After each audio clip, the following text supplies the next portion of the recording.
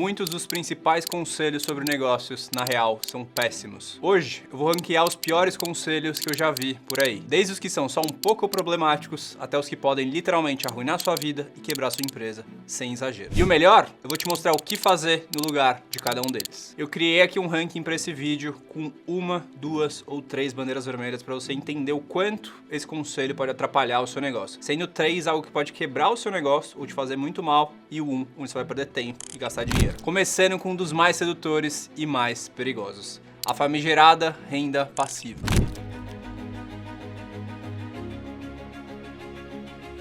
E essa ideia vende como água. Grave um curso, automatize tudo, sobe o tráfego, escala e pronto. Liberdade. E olha, eu confesso, no início eu também acreditei nisso. Parecia um plano perfeito, trabalhe uma vez, colhe para sempre. Só que esse é o final da história, ninguém te mostra o que vem antes. Renda passiva exige produto validado, copy testada, suporte ativo, operação de tráfego afiada, atualizações frequentes do conteúdo, times treinados e monitoramento constante. Quando um elo dessa corrente quebra, tudo desaba.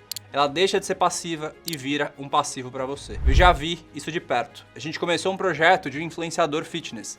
Ele tinha centenas de milhares de seguidores. Era super reconhecido no mercado, a gente achava que era só estruturar o produto e deixar o curso rodando no perpétuo. Criamos o funil, subimos as campanhas e nada. Mudamos as headlines, criativos, preço, nada. Alguns meses depois, com a grana indo pro ralo, a gente teve que tomar uma decisão difícil: encerrar o projeto e dedicar essa energia em outros. Renda passiva no digital é como um jardim.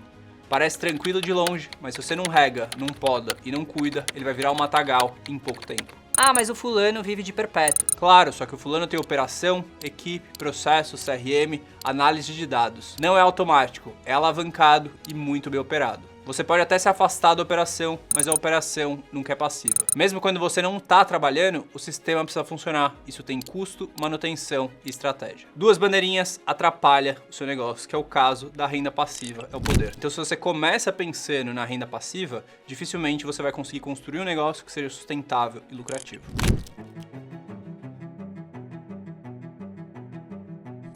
Esse conselho pode até parecer moderno, inteligente e alinhado com a era da influência. Antes de lançar algo, se posicione, mostre autoridade, seja uma referência. Só que aqui tá o problema: quando você coloca a marca pessoal como prioridade absoluta, você corre o risco de criar um personagem ao invés de resolver um problema. Eu já vi muita gente investir meses fazendo posts, ajustando a identidade visual, refazendo bio, tirando fotos e gravando reels sobre nada. Tudo para parecer alguém antes mesmo de entender quem era o cliente e o que ele precisava. Isso desvia a energia do essencial, resolver uma dor real. Marca pessoal se constrói fazendo, se constrói entregando, se constrói ao longo do tempo enquanto você gera resultado para outras pessoas. O caminho mais sólido é começar pequeno, servindo bem. O cliente não está interessado em quão bonito está seu feed, ele quer saber se você resolve o problema dele. Você quer uma marca pessoal forte? Seja bom no que você faz. Deixa seus resultados falarem, os depoimentos virão. A reputação vai crescer e com isso a marca pessoal se solidifica de forma orgânica e autêntica. É como você tentar construir a fachada de um prédio sem levantar a estrutura. Vai cair com o primeiro vento. Foca em servir,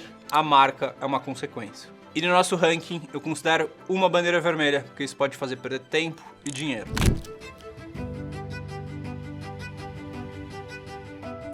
Esse é o tipo de conselho que parece profissional, futurista e até ambicioso. Já comece pensando grande, crie uma estrutura que suporte milhões de usuários, automatiza tudo desde o primeiro dia. Só que muita gente esquece que escala é uma consequência e não um ponto de partida. Tem uma frase do Paul Graham, o fundador da Y Combinator, que resume perfeitamente esse ponto. Para escalar, é preciso fazer o que não escala. Ou seja, para construir algo grande, você primeiro precisa fazer coisas pequenas, manuais, detalhadas e imperfeitas. São esses processos personalizados, quase artesanais, te dão uma profundidade de entendimento sobre seu cliente e seu produto. Foi exatamente assim que a gente começou a Craft Black, nosso mastermind, que na época custava R$8.000 por ano. Com meu sócio Rodrigo Vinha se preocupando em atender individualmente cada pessoa que entrava lá. Só depois disso você sabe o que deve ser automatizado. Quando você começa a pensar em escala, você evita o incômodo. Evita falar com os clientes, evita testar na unha, isso é um tiro no pé. Eu já vi empresas gastarem fortunas criando uma plataforma pronta para escalar antes mesmo de ter um cliente pagante. Quando eles abriram, ninguém veio.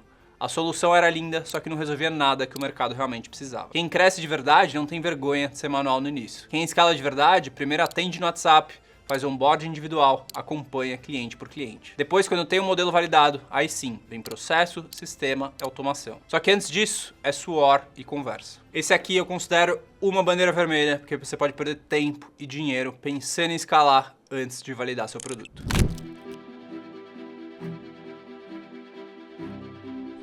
Essa é uma das maiores armadilhas românticas do empreendedorismo digital. A ideia de que se você focar em criar um produto excelente, as pessoas vão magicamente aparecer, comprar e recomendar. Só que isso é ficção, é mundo de fantasia. Você pode ter a solução perfeita para um problema real, mas se ninguém souber que ela existe, não vai haver demanda, nem receita, nem negócio. Nós já criamos diversos produtos que o público não queria. Tava lindo, design caprichado, gravação impecável. A gente subiu no ar e silêncio. A audiência não sabia o que era, nem pra quem era e nem por que deveria se importar. Foi só depois de colocar energia em distribuição, narrativa, criação de demanda e funil que o jogo virou. Antes disso, era como abrir um restaurante 5 estrelas no meio da floresta. Não importa a qualidade se você não tem acesso. Construir um bom produto é essencial, só que isso é só metade da equação. A outra metade é levar esse produto até as pessoas certas, com consistência, estratégia e métricas. E tem mais, a forma como você constrói é super importante. Construa com feedback, construa com audiência, construa com validação contínua. Caso contrário, você pode gastar meses criando algo que só você quer comprar. E no nosso ranking, eu considero que são 2 bandeiras vermelhas, porque pode atrapalhar muito o seu negócio se você construir algo que as pessoas não queiram. Gastar muita energia e muito dinheiro e algo que as pessoas não queiram comprar. E antes de falar o 5º conselho ruim, já deixa seu like, se inscreve no canal, assim meu conteúdo chega em cada vez mais pessoas.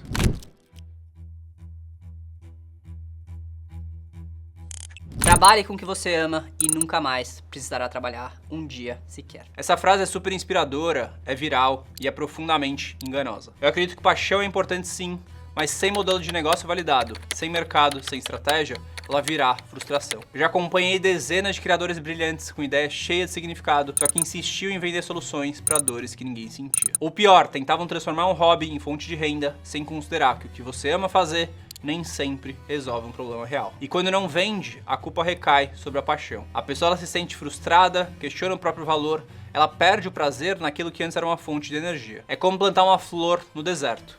Você pode amar cada etapa do cultivo, só que se o solo não suporta, nada vai conseguir crescer. O caminho seguro, no fim, é o da convergência. Encontrar onde sua paixão encontra a dor de um mercado. A intersecção entre o que você ama, o que você é bom em fazer e o que as pessoas estão dispostas a pagar. Paixão sem mercado é hobby e paixão com estratégia é negócio. E esse conselho eu considero que pode arruinar a sua vida e da sua empresa. Porque você pode gastar muita energia, muito dinheiro e muito tempo tentando transformar a sua paixão em um negócio. Só que você pode gastar inclusive de maneira desmedida. Isso pode, no fim, arruinar a sua vida e da sua empresa. Tem até gente que brinca que essa frase, na verdade, deveria ser assim: trabalhe com o que você ama e você nunca mais vai amar nada na sua vida.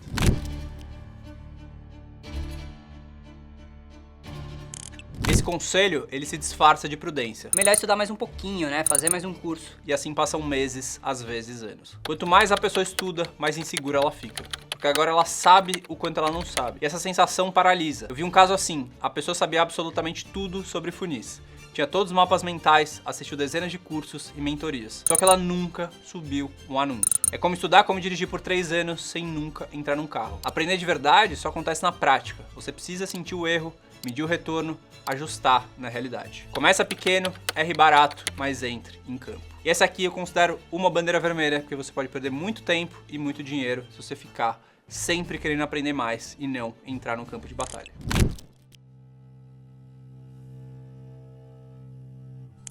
Parece lógico, parece profissional, só que pode ser uma armadilha. Copy, contrata. Tráfego, contrata. Funil, alguém monta pra mim. Quando você terceiriza o cérebro do seu negócio, você terceiriza também o controle. E pior, você terceiriza o aprendizado. Não se trata de querer aprender a fazer tudo sozinho. Mas se você não entende os fundamentos do que está sendo feito, você se torna dependente de quem executa. E quando esse profissional erra, ou some, ou entrega abaixo do esperado, você não tem nenhuma referência para corrigir. Eu já vi isso dar muito errado. No nosso primeiro lançamento, por exemplo, a agência de tráfego contratada nem sabia o que era um lançamento. Era uma agência acostumada com o mercado tradicional. Qual que foi o resultado? A gente teve dificuldade. Falta de estratégia, mensagem errada e verba mal gasta. É como contratar um piloto sem saber se ele sabe pilotar aquele modelo de avião. Delegar é essencial para crescer, mas delegar sem entender o que está sendo feito é abrir mão da direção do seu próprio negócio. Começa pequeno, aprenda o básico, saiba o suficiente para avaliar, questionar e direcionar. Assim você constrói um negócio que cresce com você e não apesar de você. E aqui no nosso ranking eu considero 2 bandeiras vermelhas que podem atrapalhar muito seu negócio e você pode ficar dependente de uma única pessoa, mesmo que ela não esteja entregando tão bem.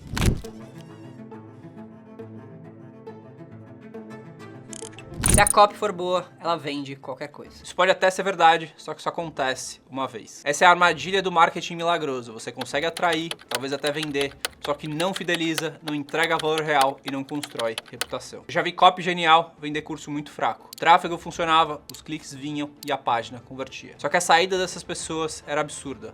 As reclamações apareciam no suporte e o pior, as vendas seguintes despencavam, mesmo usando a mesma estratégia. Isso é fatal, porque no mercado digital e na vida, reputação é tudo. Um cliente decepcionado, ele fala com 10, ele fala no Reclame Aqui. Um cliente encantado talvez até traga mais uma pessoa. É como vender uma Ferrari de papel. Pode até ficar bonita na foto, mas tenta acelerar para você ver se você sai. Marketing é o que atrai, só que produto é o que sustenta. Ele é a ponte entre a promessa e o resultado. E quando essa ponte quebra, você cai junto.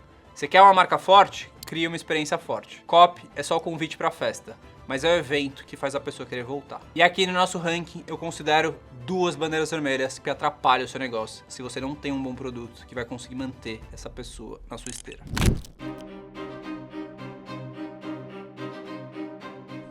Larga o CLT, vive do digital, trabalha da praia. Essa é a mentira mais vendida da internet. E olha, eu considero esse sonho até lícito. Muita gente quer liberdade de tempo, de lugar, de agenda. Só que transformar isso em uma promessa de qualquer pessoa pode largar tudo e viver de lançamento é imprudente e perigoso. Negócio digital é liberdade com estrutura. Sem rotina, sem métricas, sem organização, você só trocou de chefe. Agora, você é seu próprio chefe. De 2016 até 2019, eu trabalhava absurdamente. Eu chegava no escritório 9 da manhã e saía perto das 9 da noite. Trabalhava quase todos os sábados e domingos. Eu tinha que aprender enquanto fazia. Eu fiz isso com disparo de e-mail, tráfego, tecnologia, vendas e diversas outras funções. Porque o negócio digital, ele exige gestão emocional, ele precisa de disciplina, ele pede clareza. Sem isso, você não tem um negócio, você tem um monstro faminto. Você quer liberdade? Cria processos. Você quer tempo? Precisa automatizar com consciência.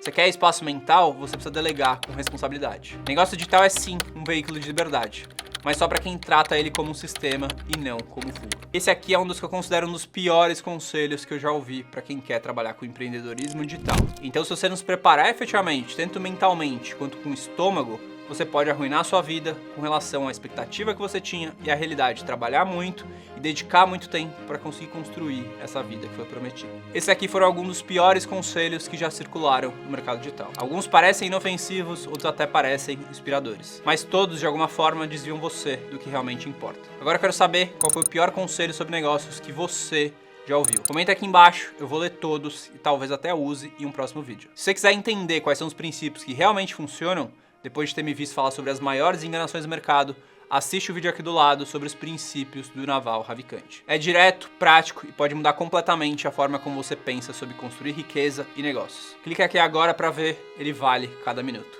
Um abraço e até o próximo vídeo.